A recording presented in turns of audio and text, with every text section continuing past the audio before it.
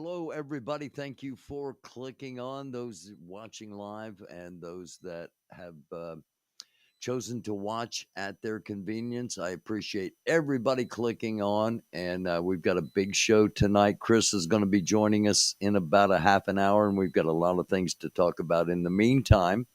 So buckle up, as they say. It's going to be an interesting show. And for my friends in Haiti and my friends on the continent of Africa, you are going to want to pay attention to what Chris has to say coming up later on tonight. A lot of things to talk about. It's a situational update night, and we're going to talk about all the conflicts going on around the world and how they potentially impact us. So let's get going.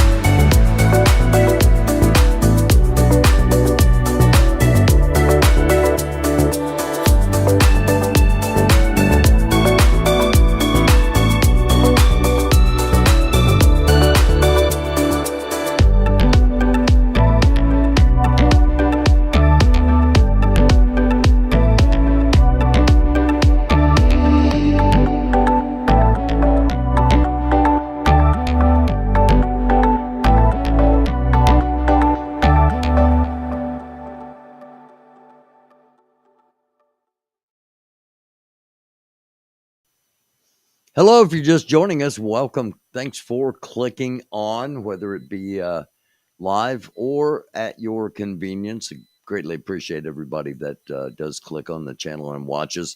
Chris is going to be coming up here in a few minutes, and we're going to be talking about the conflict around the world. And before that, we're going to run through some brief news stuff.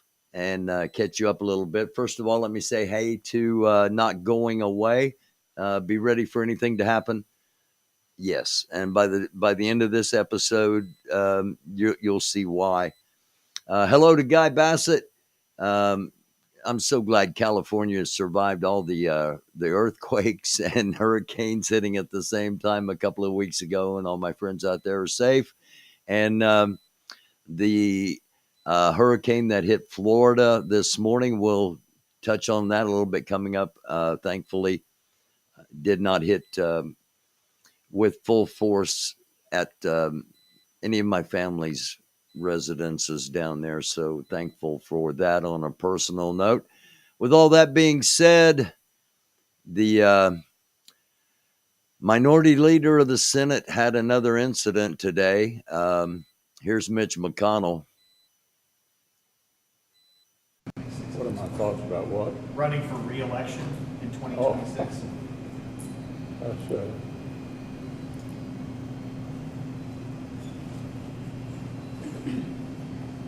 Did you hear the question, Senator? Running for re-election in 2026? All right, I'm sorry, you all. We're going to need a minute. Senator. Benny.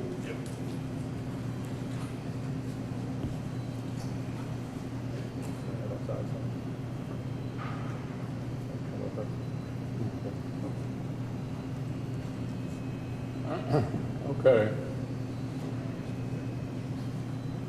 Somebody else have a question? Please speak up. The super PAC supporting former New Jersey Governor Chris Christie's presidential campaign is out with a new... Okay. This is...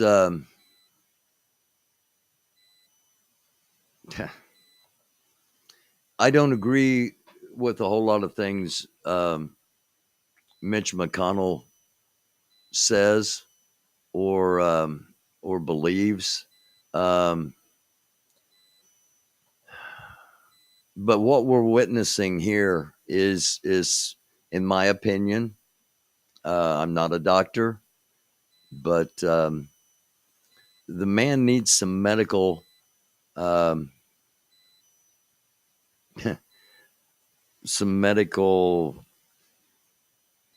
treatment, some medical,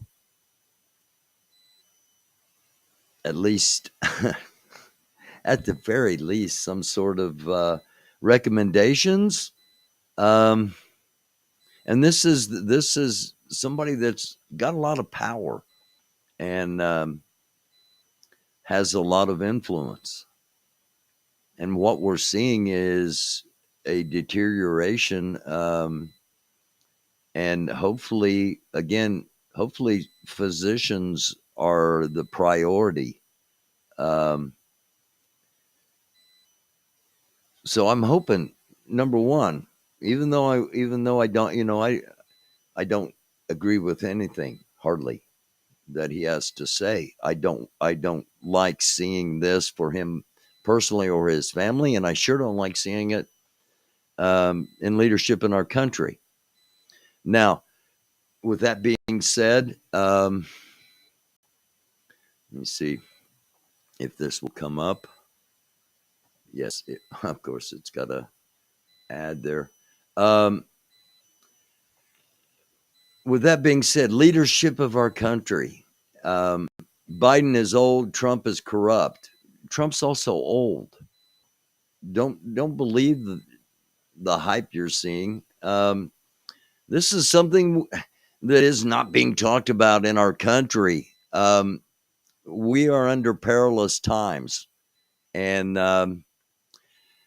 according to 77%, President Joe Biden is old and confused, and former President Donald Trump is corrupt and dishonest. 77% for both of those things.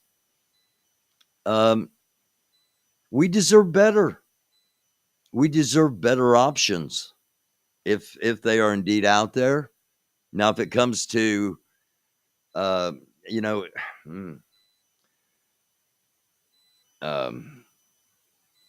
we're always talking about reforming the government, and we need to reform or possibly insurrect the two political parties that are in existence now. Just a thought, just something to think about.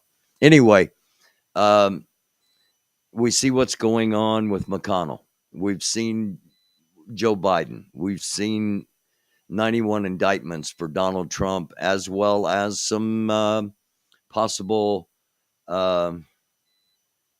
slippage of intellect, let's say. And we're just accepting it. Both sides. Doesn't matter. This is one of those two wings of the same bird kind of thing. Both political parties are incredibly corrupt and they control our country. Are we ever even going to say that, let alone do something about it? Again, just something to think about. All right. This the poll, by the way, was from the AP. The AP, of course, is the Associated Press and not Anarchy Princess.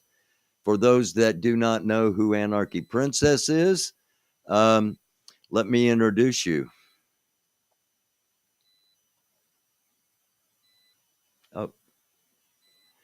Speaking right now is Peter Navarro. Going to be over 1 million, okay? Do I look like a rich man? This is the same suit I wore in 2017 going into the White House. Shoes don't look any better. So anyway, behind Peter Navarro is Anarchy what Princess. Transpired today, or about the case for obvious reasons. If you have a general question, I'll take it. But other than that, you're the Post guy, right? Yeah, right. So here's the problem here. It's like, where's the CNN? CNN here? Nope. Is CNN here? Nope. Anybody want to own up to that? Here's the problem. Hero. Michael Fanone, hero. Come on. He tries to. Already facing charges. Yeah, I get it. Go ahead and commit So, another crime. so I've been here this whole time. Notice the devil. Yes, okay. Notice the devil horns Am I right? here's the thing. twice. If you look at the partisan nature, I watched their of what's going hands. on, you can understand what's going on. This is free speech. This is fine. I got no problem with that. Why'd you I try got to a take her problem with sign? people shouting behind me. That's a problem. Trump lost. That's not right. Trump law. Trump But- in prison. When you look at the coverage, if you look at like CNN's coverage versus say CBS story Monday, you could see that the CBS News was quite fair and balanced in terms of old style journalism, in terms of providing a message about that. Whereas the CNN, they did their usual kind of hit pieces. So I would ask you as journalists to get this right, okay? Focus Trump lost. on Get the it right. constitutional Trump lost. issues, Get it right. the separation of powers issues that are important to this. And I think the Republic will be better off because we can't keep doing what we're doing. Yes, sir. Who are you with, please? Okay. Any concern about the jury pool in the District of Columbia? Because I'll just note symmetrically, Trump's attorneys expressed some concern about the jury pool in the District of Columbia. No. He has no concern about the jury pool in the District of Columbia. That was the final question there. Again, Anarchy Princess on YouTube. Full disclosure, if you're just watching for the first time, I've known of Anarchy Princess for about 1.5 years now. I've had her on the show once. We had an excellent interview, and but that is, I'm not going to claim, that we're friends or buddies or anything like that. I report on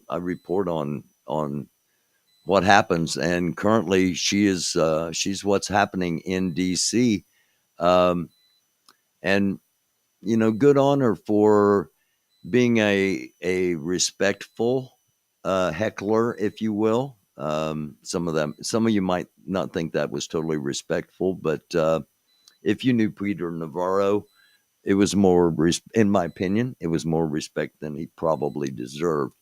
Let's move along. Solar flare caused a radio blackout for all of North America last night. You may not have known that because, most of us were sleeping. More solar flares are coming. We've talked about this in the past. At some point, because our magnetic field is weakened, the poles are migrating.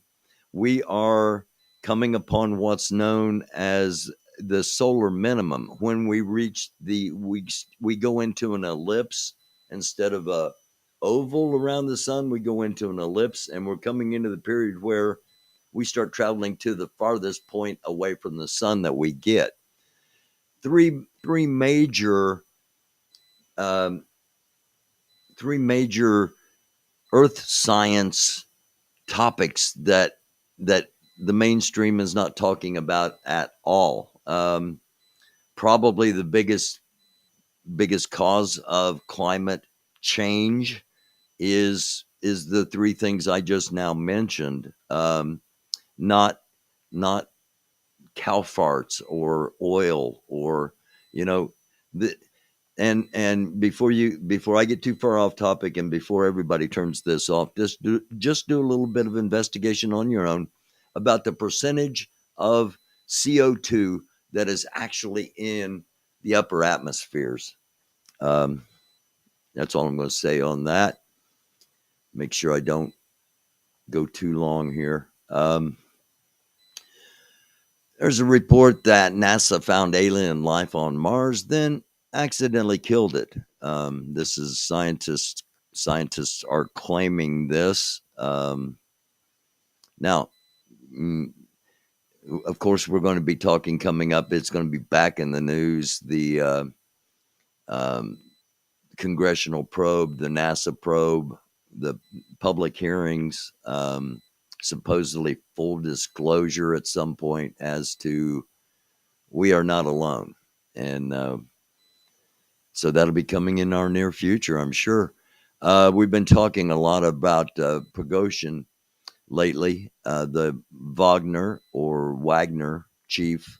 His last photos were selfies taken in Africa, where they in some situations the Wagner group is beloved.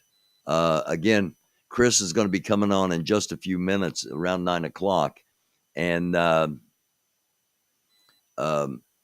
if you're one of my friends watching in Haiti, or you're restreaming in Africa, you're going to want to pay attention to what Chris has to say about Wagner, about Russia, about Africa, about Haiti, about even Cuba, 90 miles off of our shore, with a Chinese listening post is how it was laid out to us, as well as a major Russian influence there. And hopefully we're not heading towards another missile crisis with Cuba. Again, all of these things are potential conflicts, and we haven't even gotten to what's actually going on. And I'll go ahead and tell you right now, as of 6 p.m., one of our presidential doomsday planes, we have two of them. One of them was up in the air over the north central part of the United States. This has been going on almost daily for the past, coming up on 14 days. Actually, today is I believe the 14th day. We have moved one of our B-2 stealth bombers. We moved some from the United States to Iceland. We moved one of those last night from Iceland to Norway. Now, it's under the guise of it's a drill. Okay, it's what's called a hot pit, and what that means is the the B-2 stealth nuclear bomber coming from Iceland comes into Norway, lands, and refuels on the ground before taking off to parts unknown. Why not just refuel it with a stratotanker, because that takes the stealth part away from it. If you do a mid-air refueling, the tanker is going to be exposed, and it will give more of a possibility that the B-2 would be exposed. By bringing it in, landing it, and then refueling it, and doing a takeoff, which they did. They refueled, landed, did a takeoff, and then landed back in Norway. Now, I'm sure that was a show of force. I'm sure if I know about it, Russian intelligence knows about it. But it's a time to be aware. All right. We've got, and I've reported this in past shows, we've had nuclear sniffers on the Gulf Coast, off of Texas, off of Florida, Alabama, Louisiana, and Mississippi, because we could potentially be attacked in Texas by cruise missiles from submarines from China, North Korea, Russia. And I'm not trying to freak anybody out. I'm just trying to get those that will listen to understand that we are in potentially perilous times. We've had B-52 nuclear bombers flying over our own land over these past 14 days at times. We've also had B-1 bombers flying over our land. And all of these are considered doomsday planes. All right. Now, yesterday we had a command and control doomsday plane flying off of the West Coast. And what those planes are capable of, they can actually launch any of the Minutemen cruise missiles we have in our country, as well as send launch codes to all of our nuclear submarines. So these planes being in the air, and by the way, it's pretty close to $1 million to have one of these planes in the air for a 24-hour period. So they're not just doing this, these aren't drills. These aren't calibrations. There have been too many of them. They're not public. We know about them because we track them on flight radar, as we've shown on here in the past. And it's just, let's see what else is going on. Russia was hit last night with a drone attack relatively close to the Estonian border, and they're blaming Estonia for giving Ukraine permission to fly over Estonia and attack Russia. So the ruble, the currency in Russia, is down to like 1.1 penny for dollar. All right, so for every dollar you would get a penny plus a tenth of a penny, and so it's almost useless. It's almost worthless as currency.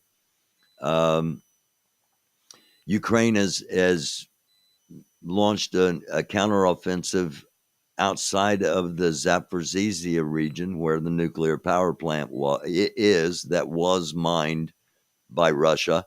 Hopefully the place has been demined now, but a prominent Russian Dumas deputy, which would be like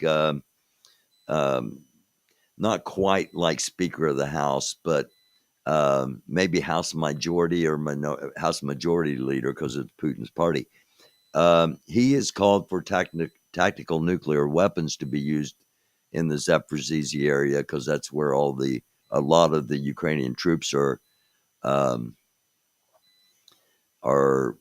amassed, and he wants to wipe them all out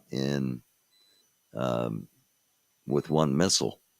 And I have a feeling all of these things are reasons why we have our our doomsday planes flying on a daily basis. It's not normal. Okay, it's not normal. All right, I'm going to run through the X scroll real fast here. Again, Chris is coming on in just a few minutes, and one of the things we're going to be talking about is Gabon. In Gabon, after days of uncertainty following elections and accusations of voter rigging, a coup d'etat has taken place. This first came out 17 hours ago. 12 soldiers appeared on television to announce that they were annulling the election results and dissolving all the institutions of the republic. That's government, the National Assembly, and the Senate. They also announced that the security and defense forces had been brought together under a new group called CTRI, Committee pour la Transition et la Restauration des Institutions, Committee for the Transition and Restoration of Institutions. So we're going to be talking about that with Chris.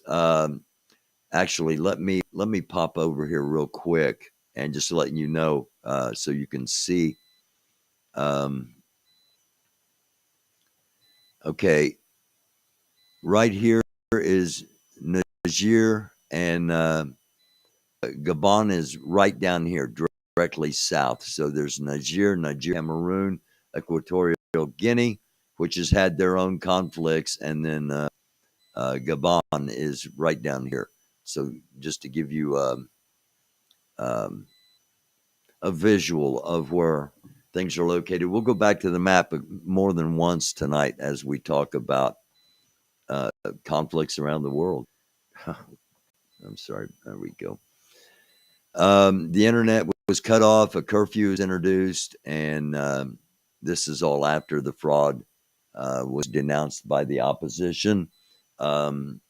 There are some videos coming up from the former president, the ousted president, who didn't have a clue what was going on. One of the other places that is a potential stay away zone, this comes from the State Department of the United States. I got more than one of these tonight.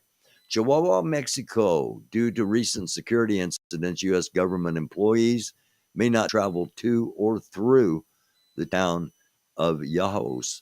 The travel advisory for Chihuahua is level 3. Reconsider travel due to crime and kidnapping. In case of an emergency, call 911. State Department also mentions Libreville, Gabon. U.S. citizens are advised to shelter in place, limit unnecessary movements around town, avoid transitioning the downtown and presidential palace area. We've received reports that the borders and airport are closed. Commercial flights to and from Libreville have been suspended. One more from the State Department. This is Haiti. And again, this comes from our State Department. Given the current, let's try this one more time. Given the current security situation and infrastructure challenges, U.S. citizens in Haiti should depart Haiti as soon as possible, either commercial or private transport. Contact ACSPAC at state.gov if you are having challenges departing Haiti, or if you need to apply or request the return of a U.S. passport or other travel documents to travel to the United States. And then more information, go to the embassy security. Hold on a second here. Whoa. How did we get this? There we go. This is where I want to be. All right. Things here, and then we got to touch on the hurricane real quick. This is from Sierra Lindsay, major flooding in the Steinhatchee, Florida area.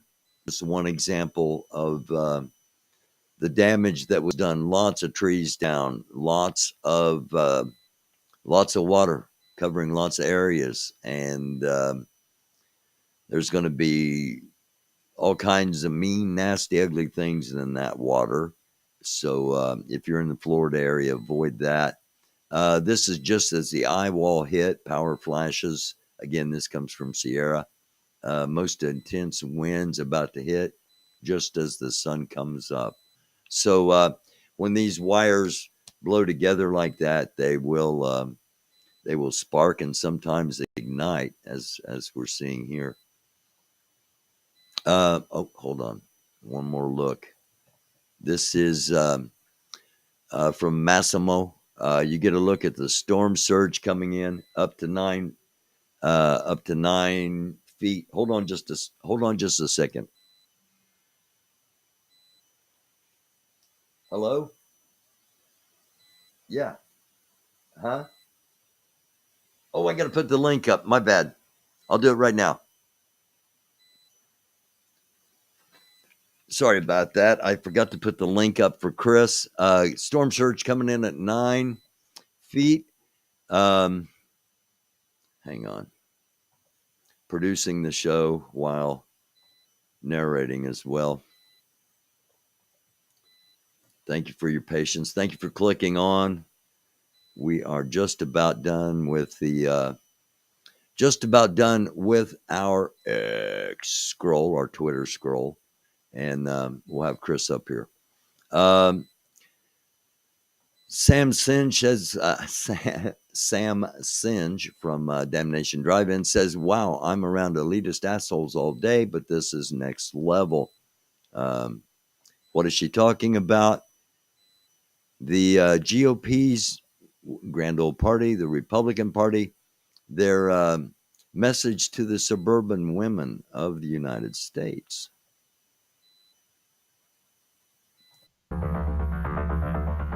My concern, if I'm being completely honest, is that the low information Chardonnay sippers in the suburbs next fall are going to think, well, he must have been guilty of something. Surely this is legitimate. And that might damage him in the suburbs. Yeah, because a in little this bit. country, you know, people don't understand innocence until proven guilty. Suburban women, will you please like me? I don't know if they will or not, Don.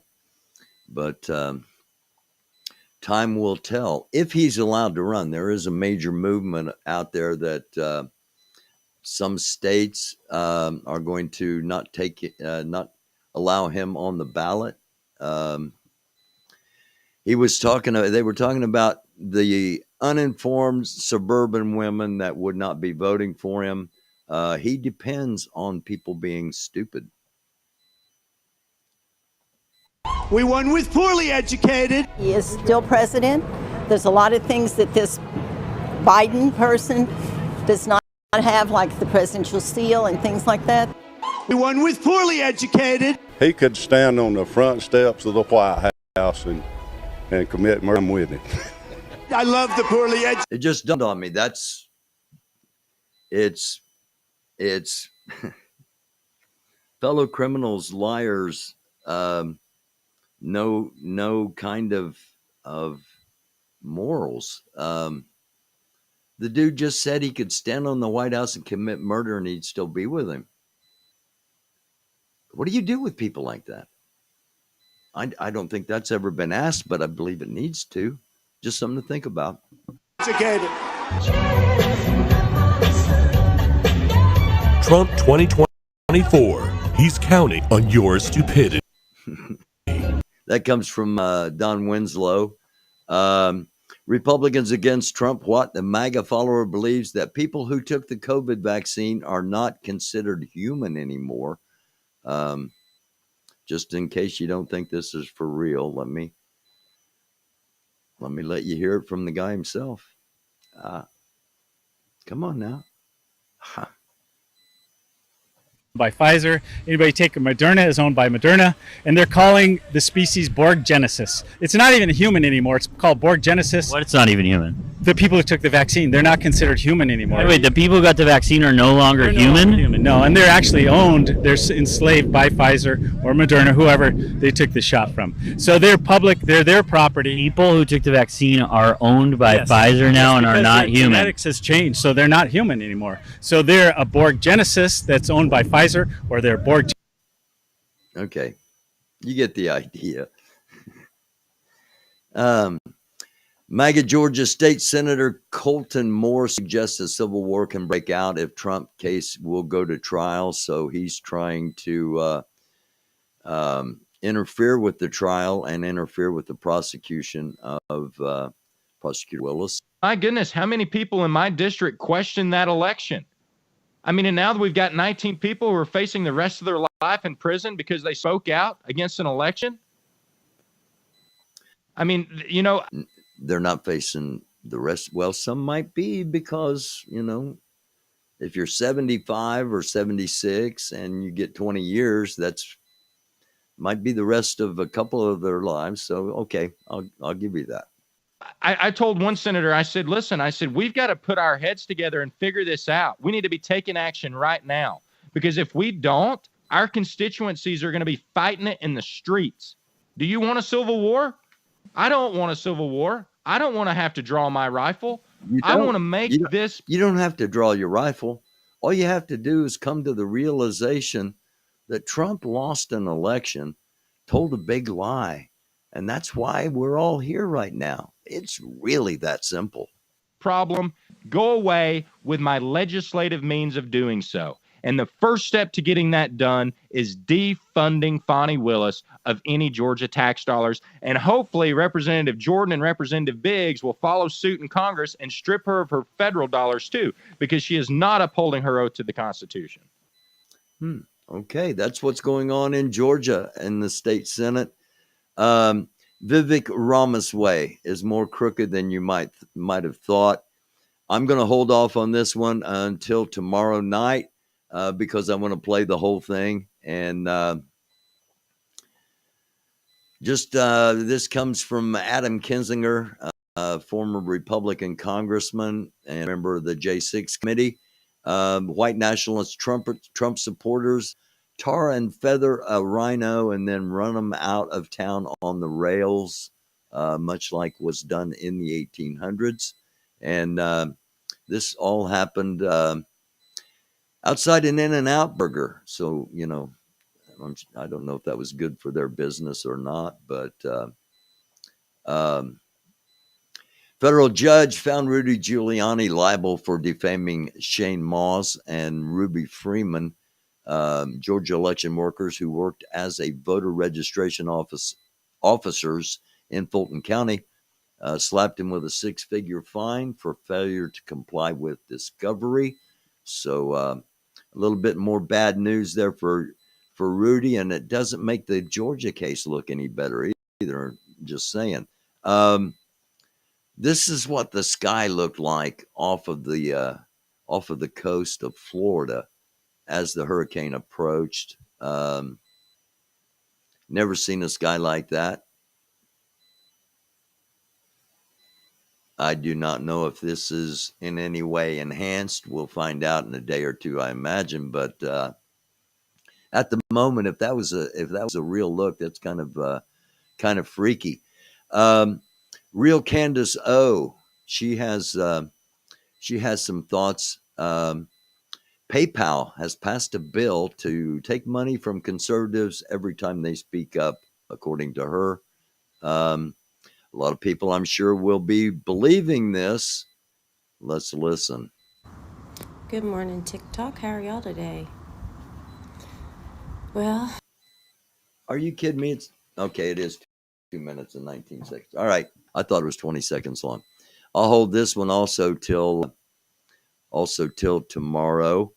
And Chris, I just heard Chris click on, I think, and this is my last of the X-Files for tonight. And let me make sure. This comes from Patty. Ricky Davila is how it popped up into my timeline, but this is Patty LaPone. And when asked about Donald Trump coming to watch one of her performances.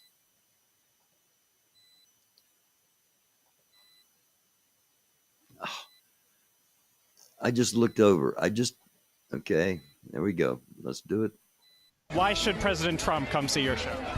Well, I hope he doesn't, because I won't perform if he does. Really? Really. Tell me why. Because I hate the motherfucker. How's that?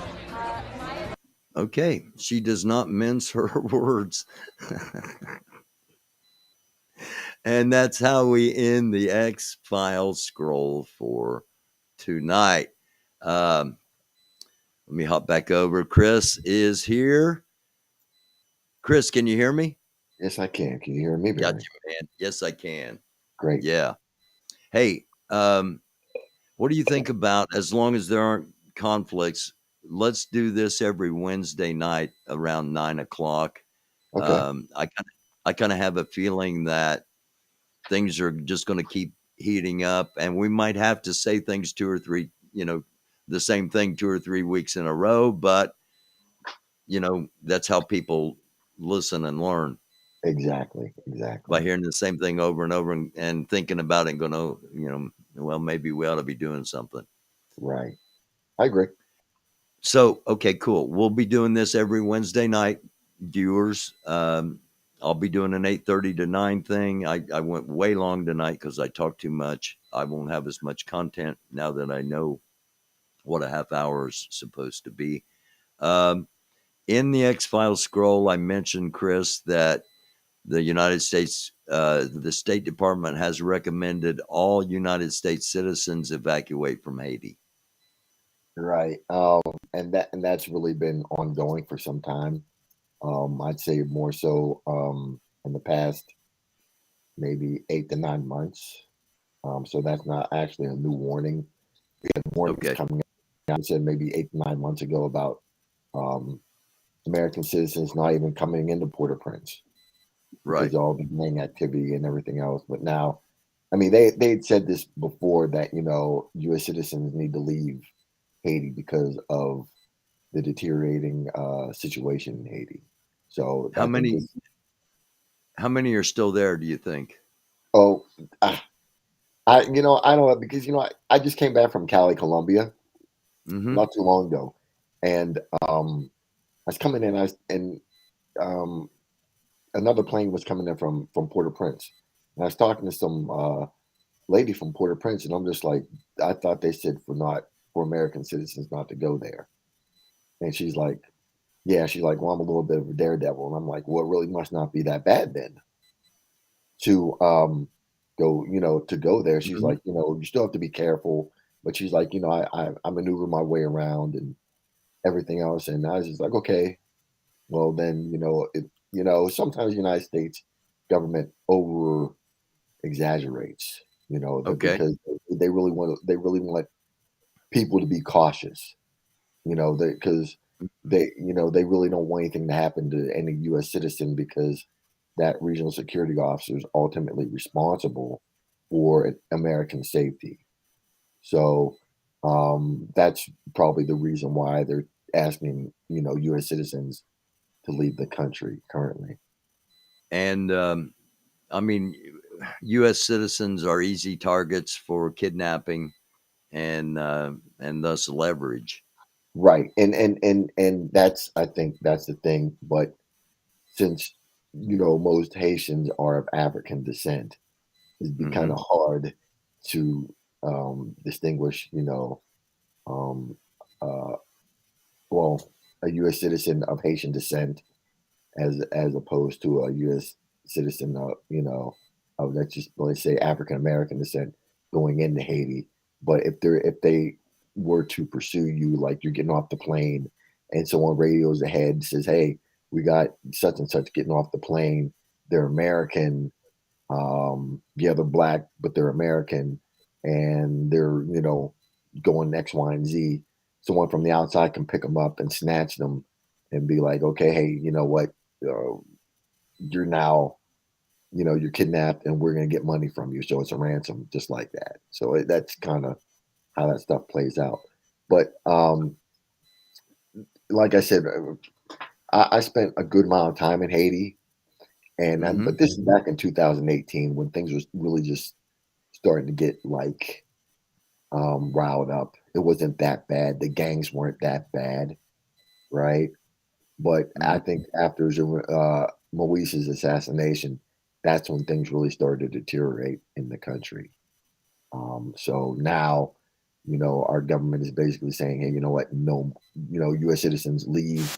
and don't come in and don't come here because we're ultimately responsible for your safety. What they're looking at right now is the safety of all Americans. Okay. With that issue, thank you. That's kind of reassuring because I've got a white friend that's a missionary in Haiti. Right, right, right, and they will be targets. Okay, you just recently they kidnapped a nurse who was an American, a white female, and they kidnapped her. And they just recently released not too long ago. Okay. So I mean, if you will make yourself a target like that, so be it. But ultimately, our government is responsible for your safety when you're in that country. So, and the it's more or gangs, less a safety precaution. The various gangs kind of rule various areas of the country. Is that how it's playing out now? Well, right now they control the infrastructure of the country. So whether you want to believe it or not, they are the government. You see, because they control the infrastructure. The government of Haiti doesn't really control anything right now.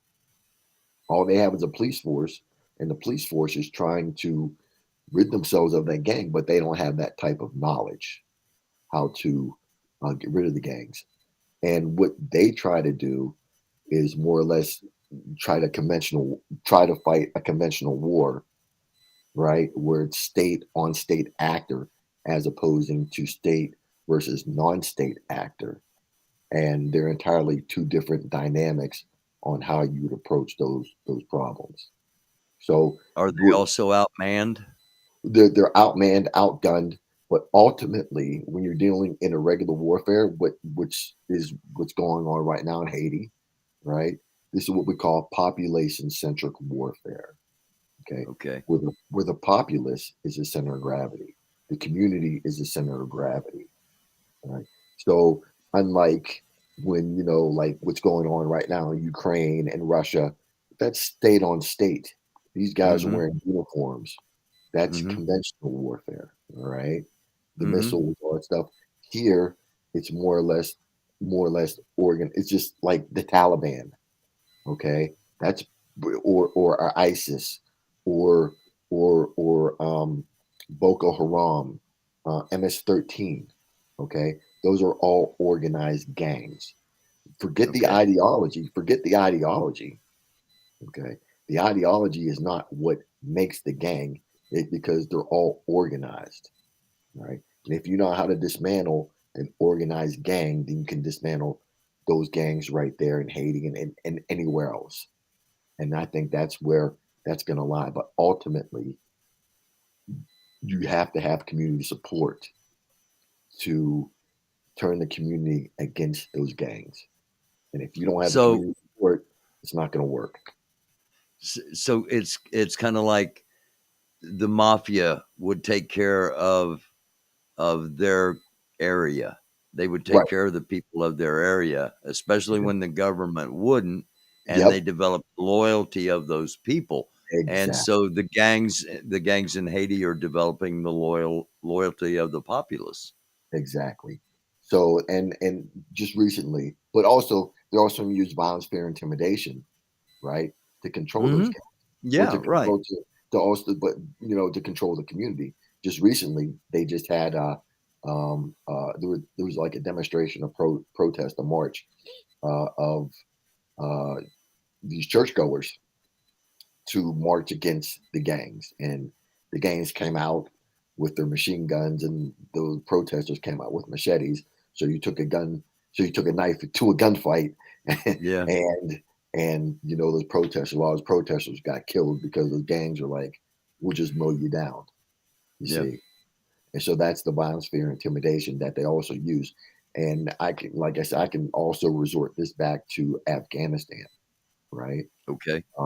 With the Taliban, and even in Nigeria with Boko Haram, the tactics are all pretty much the same. Okay, you can use violence, fear, intimidation to control the community, but then also they also get the loyalty from the community, so they get the community support. So it becomes hard for the government to actually they really turn the community against those gangs. But the other issue is, the biggest issue is the root cause of instability, and that's bad governance. If you have bad Corruption. governance, if you have bad governance, that's going to cause instability, and so therefore those gangs will metastasize. You'll see more and more gangs because the government is corrupt. Okay, and when instability permeates, this is like you're seeing it right here with um, with Haiti, but then also that's really the big thing. And we talked about the multinational UN force coming in. That happened like with MINUSMA and between 2004 and Right before 2017. he got assassinated. Right. And the thing you see, I was slated to be contingent commander for all U.S. law enforcement advisors in Haiti at that time, overseeing their SWAT, the Haitian National SWAT team. And so, me spending that time down there, I kind of like got an understanding of, what it is that you're really fighting. And I said, well, I just came from Afghanistan. It's kind of like the same thing. Mm-hmm. Why are you attacking this as if it's Another military? Right, exactly. Yeah. And see, that's a difference between people that have conventional military or law enforcement training as opposed to people that have that unconventional or irregular warfare training like myself. Right. So I can have, I can sit there and be like, okay, this is what needs to be done for this situation. But if you have people that are conventional, military or police, they're not going to know that because they don't deal with the unconventional. I mean, they're dealing with it, but they deal with it on a conventional level, not an unconventional level or the regular warfare level. By So the therefore, book. it's going to be failure, right? And so therefore, you're looking at you're going to get the same results over and over and over again, and that's. I mean, you can do that in Afghanistan, Iraq, Nigeria, Somalia. It doesn't matter. When you're dealing with armed non-state actors, that's irregular warfare. That's strictly population-centric warfare. Population's the center of gravity. Going And by that's how the you beat. book instead of outside the box. Right. Well. I mean, there's ways of and tactics that you defeat armed non-state actors. And it's really, like I said, it's population-centric warfare. That's exactly what it is. So that's why But we we hear have that's why we hear winning hearts and minds so many times. exactly. That's really what it boils down to. When you garner the support of the community and you turn the community against the bad guys, you can rid yourself of that criminal element in your community, and that's what it's really about. Okay, let's switch gears to Gabon now. Yes. So they just had that coup right in Gabon where their president was overthrown, but he had actually, I think he was in power for almost 14 years, and the people in the military were pretty much tired of it. So it's kind of like, all right, we're just he's basically saying, well, I'm gonna give myself another how many ever years, and they're like, no, no more. We're tired of this. Okay, you got to go. All right. So the chances are the election was possibly rigged. Yeah. Not possibly. It was rigged. Okay. All right. It was rigged, and all right. And now the military is saying no more. It's time for you to go. Right. So this is a total different situation than what's going on in Niger. Well, it is. I think in the Niger issue, the Niger coup, that there was, I think there was a rift between the president and the presidential guards, and they were tired of the president doing whatever, and they said, "Well, we're just going to take this over." And they're holding him. Well, actually, they're charging him, Right. with crimes, and setting a trial date and all this other stuff. But the other issue is France, and this is where I'm kind of, I'm looking at this like, wait a second. All right, now, granted, they're saying that the new regime, the junta, doesn't have the authority to remove the ambassador from Niger. France is saying that? And right, Okay. France is saying that, and Niger is saying, well, actually, we do, because there's a new there's a new sheriff in owner, town. right? There's a new sheriff in town, right? And they're like, well, you're not democratically elected, so you can't do that. Well, excuse me, you're in someone else's house. You can't tell them how to run their house. If they want you to leave, you have to leave. You can't sit there and tell them that we're going to stay. Okay, well, the Nigerians, the Nigerian government, cut their power, cut their electricity and water, right? And I guess they're going to try and starve them out or do whatever they have to do to have them come out to eventually get rid of them. But the point is the lack of respect, for the Nigerian government. Okay, you don't, the French government does not belong there. You don't rule those people. Okay, you're a visitor in someone else's country. Yes, you were invited, but things have changed. You're now uninvited. They're telling you to leave. Yeah. Yeah. And you still want to stay there. It's just like, no, it doesn't work that way. So, it's like white privilege on a national scale. Right. And I'm glad you kind of brought that up. And you kind of, y'all know, you remember that Charlie Hebdo incident in Paris? I think it's maybe 2015, 14, 13, somewhere in that time frame, where the Charlie Hebdo was a satirical magazine, and yes, I do. Yes. And they were depicting the Muhammad, right? Right. And the Muslims asked me finally, hey, please stop. Don't disrespect our religious leader, our religious icon, and and the newspaper's like, well, we have freedom of speech, we can do whatever we want. And they kept doing it over and over again, when the Muslims are saying, hey, please stop. We've asked you to stop. Don't disrespect. But eventually it came to the point where ISIS or AQ was like, all right, we had enough. We told you to stop. You want to keep disrespecting, we're going to make you stop. And that's when they sent the AQ hitmen, we call them apes and gorillas. We call them apes and gorillas in the tactical world. And they went to Charlie Hebdo, and they were calling the people's names out, as they were killing them, and I mean, they murked them. They killed everybody. You see what I'm saying? But then after that, Charlie Hebdo came out and said, well, we learned a very valuable lesson here, Yes. And they said, we're not going to be doing that stuff ever again. Well, isn't it funny? Isn't it funny how violence solved that situation? Yeah. You see?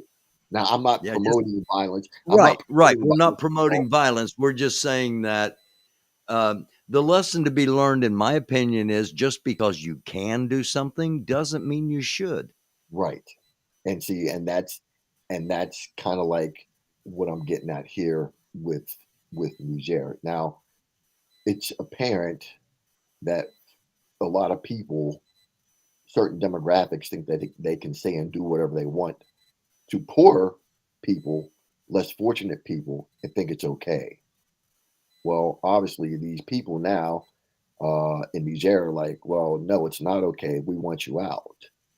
Okay. Now, think about it like this: if France were to attack Niger, and Niger is a Muslim country, okay, and I don't know if you've been seeing lately that United Arab Emirates has actually been delivering like APCs, armored personnel carriers, and MRAPs to I think they went to Burkina Faso, which is also a Muslim country, and also Chad. Right? I think Burkina Faso is like maybe 63% Muslim, but then And some also Chad. Chinese. I've seen videos of Chinese weapons. The Mali Guard, the Mali Elite Guard, with the latest Chinese weapons, both small arms and um, vehicles. Right. So what I'm eventually getting at here is that the Muslims are starting to help the Muslims. See what I'm saying? Mm-hmm. Other Muslim countries are starting to help other Muslim countries. Now, with that being said, if ECOWAS happens to attack, and of course France will be somewhere in there, Mm-hmm. you know, because ultimately they're concerned about, you know, their natural resources, Right. okay, which are going to be the gold. I mean, they're going to be fighting, you know, they're going to be fighting, and meanwhile, while they're fighting, France to be getting the Trying to mine uranium, gold and uranium both while they're uranium. fighting. Exactly, right. Yeah. So with that, it's kind of like, all right, and they think that they're gonna totally like destroy Niger. That is scorch and burn policy type deal, Mm-hmm. right? But you still have to be concerned because Niger is a Muslim country. Now, it's easy for an extremist group, maybe somewhere in France, to be like, "Hey, you're attacking these Muslims, and they're a little less power. They don't have as much power as you. They're weaker than you. Why are you doing this to them?" Now, with that, you have to be concerned that they don't start those extremist groups in France, those extremist Muslim groups in France, Islamist groups in France, don't start launching attacks in Paris Right. and all around France. Okay. Yeah. So you like France better play this one very, very carefully because their second, third, fourth order effects, they're going to affect what happens in France. Right. So Yeah. they better be very, very careful and how they play this. And we meaning United States, we seem to be playing this as we're going to take care of our military bases because Right. that is our priority. It's not your gold. It's not your uranium necessarily. We want to be able to launch attacks on other countries from your country. So as long as you don't mess with our bases, we're not going to get involved. Is kind of the message that the Department of Defense seemed to give. Right, exactly, and I kind of picked that up as well. You know, I really don't think Niger is going to really mess with our military bases. Right. I think the biggest problem with them um, is the lack of respect from France. Yeah. You know, they asked the U.S., Nigeria, Germany, and of course France to leave. I think everyone else left except for the French. Yeah. So okay, so that's, you know, I'm just like, all right, man. But France better play this one very, very carefully because there's second, third, fourth order effects of things. They're gonna come back and bite them in the butt.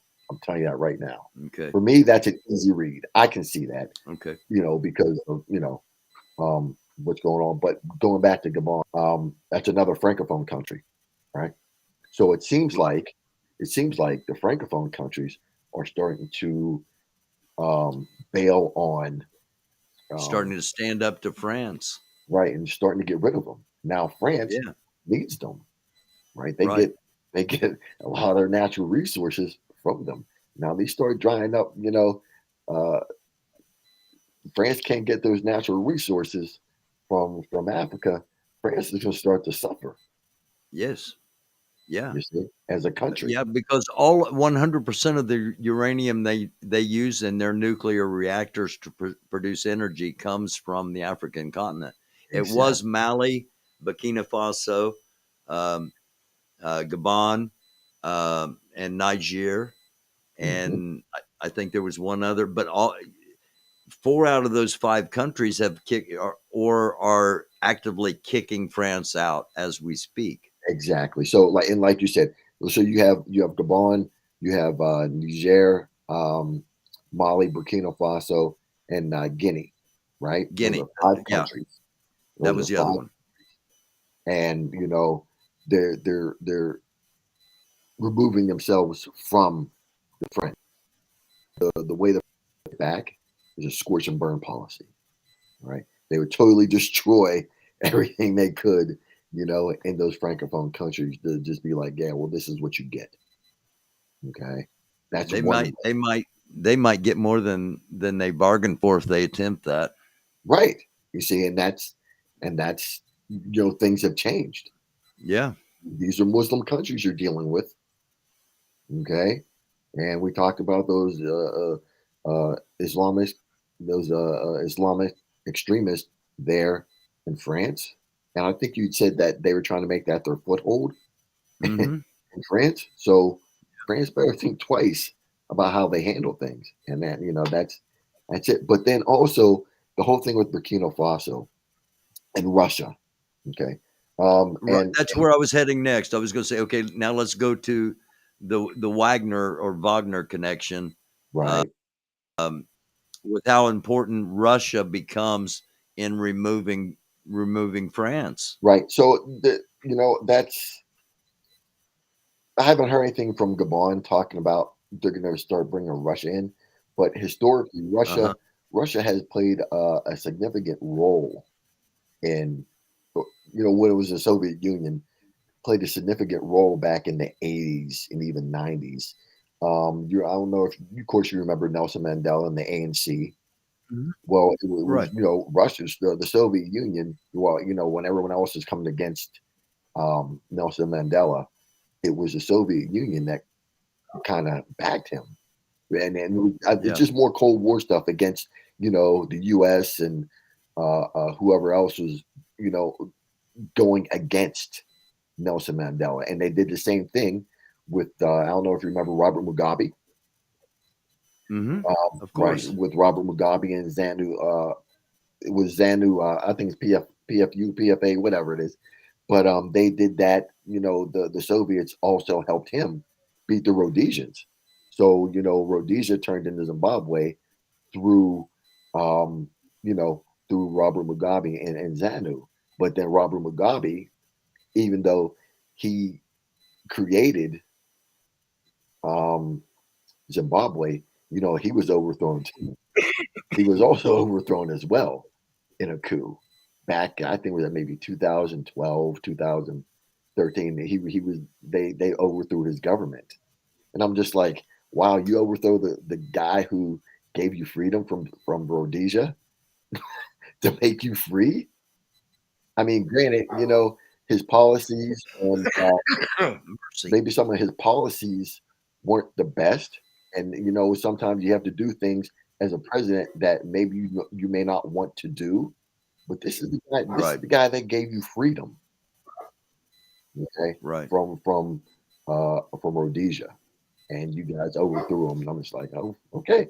And then when they overthrew it, a little bit later, like, man, we wish we had Mugabe back. I'm just like, you didn't think this thing through completely. It just seems like, I mean, world history tells us that it's been century upon century of primarily white countries totally disrespecting Right. Africa, and times have changed, and it's become and it's past due, in my opinion personally, but it's become for Africans. Right. And see that I think I spoke about this, how Africa is the new frontier. Africa is the upcoming continent to go to eventually, because Africa is like the growth potential and the growth expectancy is going to be enormous. It's going to bypass everybody as a continent. You see, it's going to bypass Europe. It's going to bypass Asia. Of course, it's going to bypass the United States. Right. So Africa is really that's the place to go, the place to be, because it's like if you want to invest in something, like if you invested in Apple maybe 15, 20 years ago, by now you'd be a millionaire. You see, so if you were to invest in Africa, Invest like in Africa. right now, 20 or 30 years down the road, you'll be set for life. And that's how it's going to play. Let's wrap it up with this. If you could talk to the leaders of Africa, the leaders of all the governments of Africa, not that we're doing that, but there might be some people that have the ears of leadership in Africa listening to this. What would you tell them about the potential price that Russia may want to extract for their aid? Okay, for their aid. So keep in mind that nothing is for free. Okay, I've been seeing that Russia's been giving weapons, a lot of military weapons, away to certain countries. That's not for free. There's a price you're gonna have to pay for that somehow. Okay, it's like they're gonna come collect, right? So just because you think you're getting away right now, not really. So whatever they want, because they gave this to you for free, you accepted it. What are you going to give back to them, or what are they going to take? That's how you have to take a look at it. All right. And Putin, how is Putin? Maybe 70, 71, 72. And a lot of these leaders now, or maybe in their 30s. I think the leader of Burkina Faso is maybe 35. So he's really young as the president of the country. And Putin has a lot more experience, a lot more experience dealing with this type of thing. So he could easily manipulate this youngster, right? This young president into doing lots of things. And that young president thinking, wow, I'm doing really good. He's really helping us. Well, meanwhile, he's really sticking it in you. You see, because you don't have the experience or the knowledge to deal with someone on that level. You see, so it's kind of easier to deal with, like, I guess the president of South Africa, and like a lot of these other African presidents that are maybe in their 70s or their 80s. See, they have the experience to deal with someone like Putin, like the president of Russia. You see, because they're the same age range, and they I can't say they have the same experience, but because of their experience, they know the games that are played. You see, where this young. Go ahead. And they probably garner more respect because of their age, right? With Putin. Even though they might still get played, they're not going to get played as much as the potential younger guy who doesn't really realize the potential of being played. Right. And see, that's where your age and your experience come in. Okay. So I think he's only been in the military for almost maybe like 10, 12, 13 years, and he came in as an officer. That's really not a long time, right? Because you have to ascend, to a certain level, and then and even with that, that's all conventional military stuff. And for him currently to be in charge of that country and still have internal security issues, show me first how you can deal with your internal security matters. Show me that first, right? Before you go out there. And trust me, I get it. Right? to try, I mean, I get that the simple fact that you want to go out there and help Niger, I get it. But at the same time, you have these internal security problems that you can't deal with. Man, you want to bring all these other countries in, and it's just a big power, like a big power play. I'm bringing North Korea in, I'm bringing China in, and Russia, and they're going to back us. And now, United States, or France, what are you going to do? You see? Mm-hmm. But meanwhile, you got all these problems in your country that you can't solve. Right. Take care of your own house before you worry about everybody else's. Exactly. Yeah. But that's just my, 2 bits on it. Okay. I said that was the last thing, but one other thing here. We've been having doomsday planes in the air for the past 14 days, various kinds, nuke sniffers, command and control, even presidential planes. Is that a sign that something could probably or possibly happen that would require us to go into some kind of pre-nuclear war situation, or am I reading too much into this? No, I don't think you're reading too much into it all. And I'll be totally honest, that's really not my area of expertise. Right. Really. But yeah, but I mean, if there are anomalies to the baseline of like what's actually going on, you need to pay attention to that. Yeah. Okay. I agree.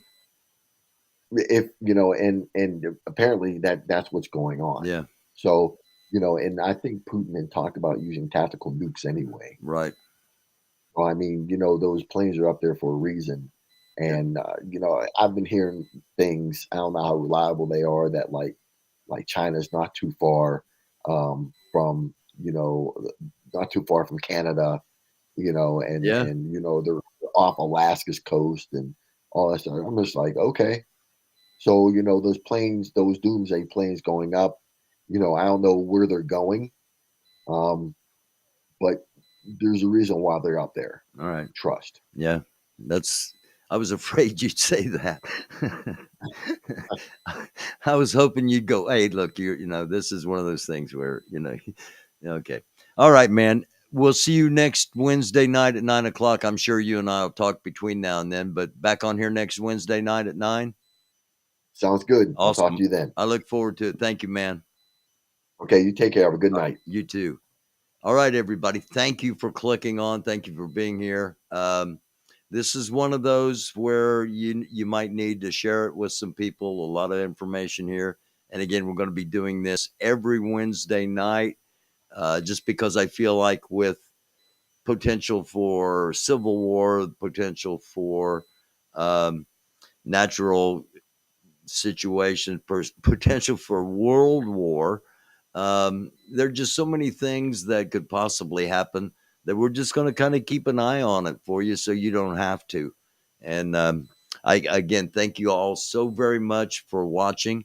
And I'll be back, as I said, I'll be back tomorrow night. Probably, I don't know, probably 10 or 11. I'm not sure when tomorrow night. But if you would hit the subscribe and hit that notification bell so you do know when we're on. If YouTube notifies, sometimes they don't notify people when we're on. That's something that's called shadow banning, but I don't know. I think it's just an oversight, YouTube. So please let people know when we're on. Not like we talk about controversial things or anything on here. So again, thank you for watching, and see you next time.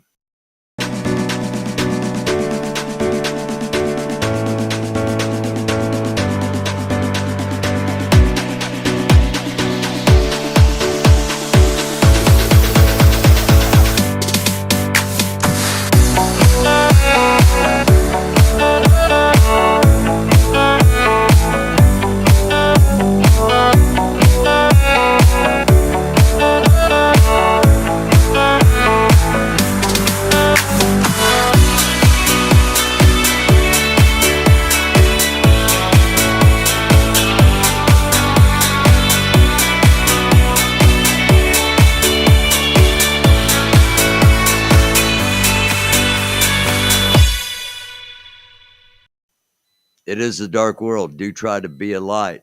Namaste. Shalom. Shalom. Assalamu alaikum. Much love. Love you like chocolate chip cookies. Peace. Positive vibrations.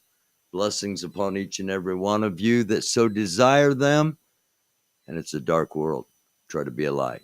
Thanks for being here.